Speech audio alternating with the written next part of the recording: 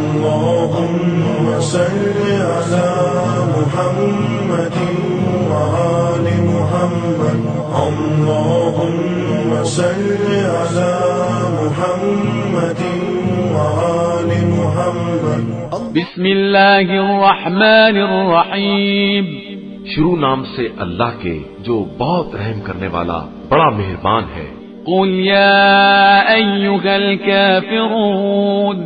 آپ صلی اللہ علیہ وآلہ وسلم کہہ دیجئے کہ اے کافرو، لا اعبد ما تعبدون، میں ان خداؤں کی عبادت نہیں کر سکتا جن کی تم پوجا کرتے ہو، ولا انتم عابدون ما اعبد، اور نہ تم میرے خدا کی عبادت کرنے والے ہو، ولا انا عابد ما عبدتم، اور نہ میں تمہارے معبودوں کی پوجا کرنے والا ہوں، ولا انتم عابدون ما اعبد، اور نہ تم میرے معبود کے عبادت گزار ہو، لکم دینکم ولی دین، تمہارے لیے تمہارا دین ہے اور میرے لیے میرا دین۔ بسم اللہ الرحمن الرحیم، قل هو اللہ احد، اے رسول صلی اللہ علیہ وآلہ وسلم کہہ دیجئے کہ وہ اللہ ایک ہے، اللہ الصمد، اللہ برحق اور بے نیاز ہے، لم یلد ولم یولد، اس کی نہ کوئی اولاد ہے اور نہ والد، ولم یکن له کفوا احد، اور نہ اس کا کوئی کفو اور ہمسر ہے۔ بسم اللہ الرحمن الرحیم، قل اعوذ برب الفلق، کہہ دیجئے کہ میں صبح کے مالک کی پناہ چاہتا ہوں، من شر ما خلق، تمام مخلوقات کے شر سے، ومن شر غاسق اذا وقب، اور اندھیری رات کے شر سے جب اس کا اندھیرا چھا جائے، ومن شر النفاثات فی العقد،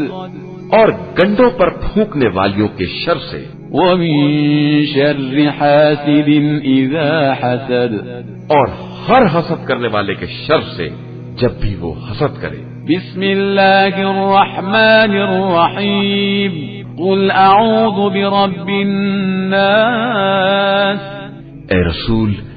صلی اللہ علیہ وآلہ وسلم کہہ دیجئے کہ میں انسانوں کے پروردگار کی پناہ چاہتا ہوں، ملک الناس، جو تمام لوگوں کا مالک اور بادشاہ ہے، الہ الناس، سارے انسانوں کا معبود ہے، من شر الوسواس الخناس، شیطانی وسواس کے شر سے جو نام خدا سن کر پیچھے ہٹ جاتا ہے، الذي يوسوس في صدور الناس، اور جو لوگوں کے دلوں میں وسوسے پیدا کراتا ہے، من الجنة والناس، وہ جنات میں سے ہو یا انسانوں میں۔ بسم اللہ الرحمن الرحیم، اللہ لا الہ الا هو الحی القیوم، لا تأخذه سنة ولا نوم، له ما في السماوات وما في الأرض، من ذا الذي يشفع عنده إلا بإذنه،